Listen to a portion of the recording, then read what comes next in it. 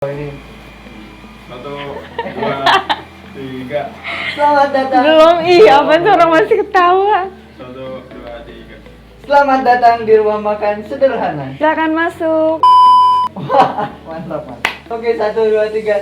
Assalamualaikum, guys. Sekarang kita ada di YouTube-nya Sema FSI Media. Oke guys, sekarang kita ada di YouTube-nya Sema FSI Media. Kita mau ngapain sih, Po? Oke. Sekarang nih kita mau bincang santai bareng sama mahasiswa-mahasiswi terbaik 2020. Wow, mahasiswa-mahasiswi terbaik 2020. Nah, banyak yang penasaran itu seperti apa sih supaya bisa mendapatkan sebagai predikat mahasiswa terbaik nih. Nah, sekarang kita udah ngundang bintang tamunya. Oke, ya, penasaran? Ini dia bintang tamunya.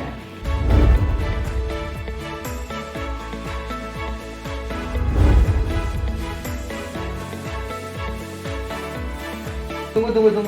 Sebelum dilanjutin videonya, Oke. jangan lupa subscribe nih, sebelah sini nih. Oke. dan nyalakan tombol Loncengnya. Terus jangan lupa juga share karena ini penting banget. Penting banget nih buat para Ya. mahasiswa nih, gimana caranya biar bisa jadi mahasiswa terbaik. Nah itu, pokoknya itu penting banget untuk di-share. Dan jangan lupa komen juga. Iya, jangan lupa kasih kita dong saran-saran biar YouTube kita banyak kontennya nih. Jadi supaya biar kedepannya kita memberikan konten-konten yang mengedukasi. Iya benar. Nah, penasaran? Oke, Lanjut. kita lanjut lagi ke videonya. Oke, Ustazah, sebelumnya nih Iya. perkenalan diri dulu nih, Ustazah. Perkenalkan, nama Ana Hafaz Ubaidillah, Nama saya Muazzan Nurul Aziza, keberangkatan Mesir 2016. asal dari KSW Jawa Tengah. Sebelumnya itu kemarin ketika di KBRI itu ada pemberian, ada penghargaan. Iya, atau ada apalah ya. ya. Nah, ini bukan nih Ustazah nih. Oh ini ya, ini bukan deh, kayak Piala Bukan Dunia nih. gitu. Itu apa Ustazah? The champion. Oh, Oh ini, nah, Iya. ini yang bener nih Ustazah. Iya. Coba Ustazah jelasin dan itu apa nih Ustazah? ini tuh kayak penghargaan gitu dari KBRI, kayak penghargaan selamat gitulah. Oh, jadi itu tuh penghargaan selamat bahwasanya sudah lulus di Al-Azhar Cairo. Alhamdulillah. Oke, Ustazah, ini kenapa nih mau memilih jurusan Syariah Islamiyah? Oh jurusan syariah ya. Sebenarnya sih di awal gak milih jurusan Syariah Islamiyah ya. Yang pertama sih karena pilihan orang tua.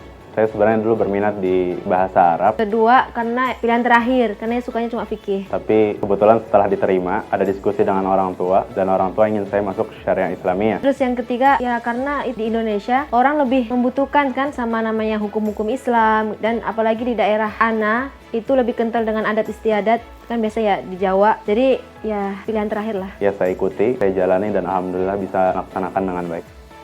Alhamdulillah. Lanjut lagi pertanyaannya nih kok.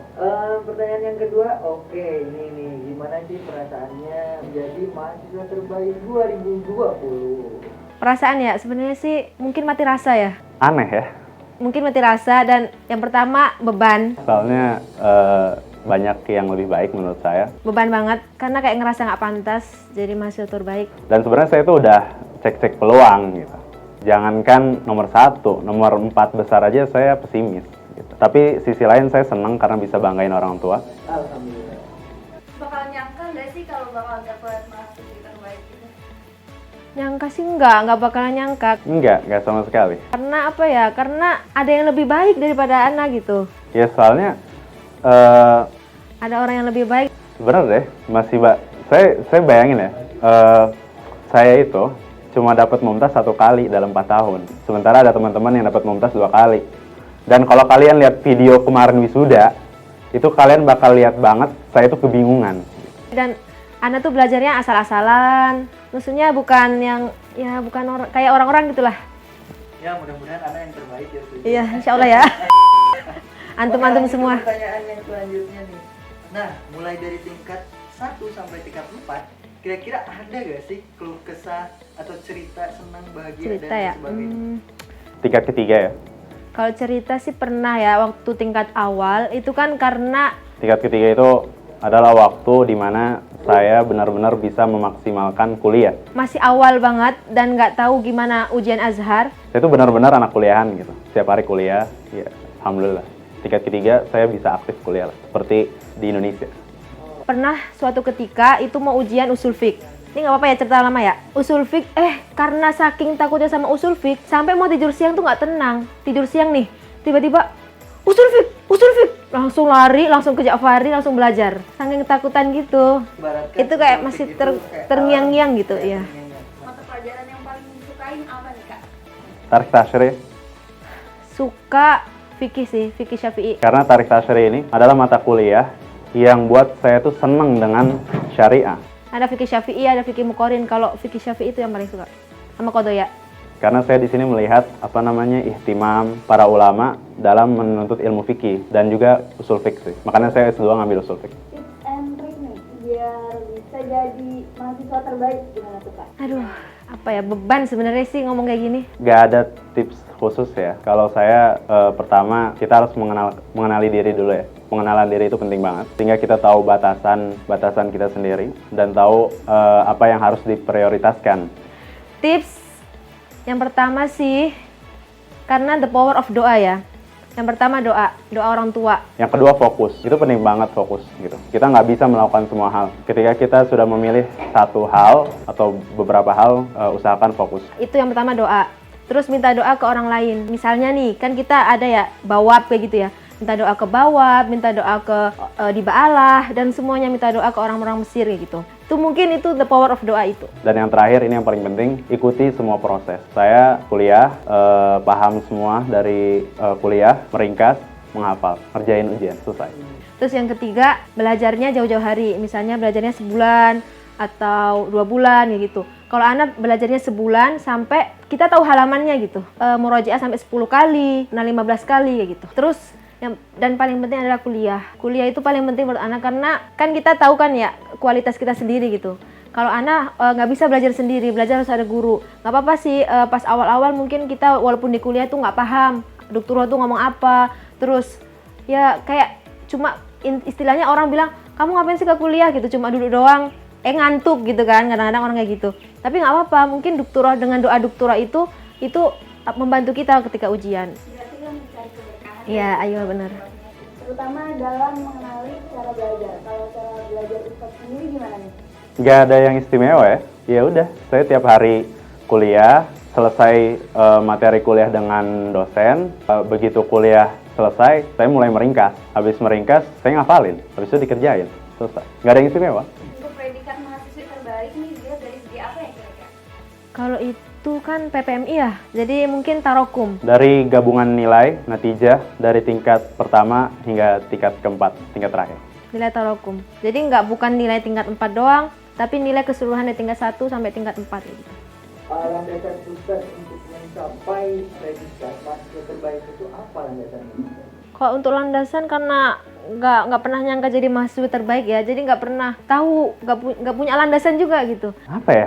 Sebenarnya ya saya tahu lah ya, saya di sini untuk belajar, amanah orang tua juga untuk belajar. Ya udah saya belajar. Nggak ada yang inilah, nggak ada yang khusus gitu. Tapi setiap doa, ya Allah Allahumma rzuqna imtiaz fil imtihan, kadang-kadang kayak gitu. Karena kita kan meminta yang kepada Allah, terserah kita meminta yang paling tinggi. Jadi ya Allah berikan aku nilai mumtaz dalam ujian, kadang-kadang kayak gitu. Oke, menurut kakak gimana nih buat mahasiswa Mesir yang mereka menomor 2-kan kuliah gitu, atau jarang kuliah, gimana tuh menurut kakak? Sangat disayangkan ya. Pertama, karena kita semua pertama kali kesini tentunya untuk kuliah gitu.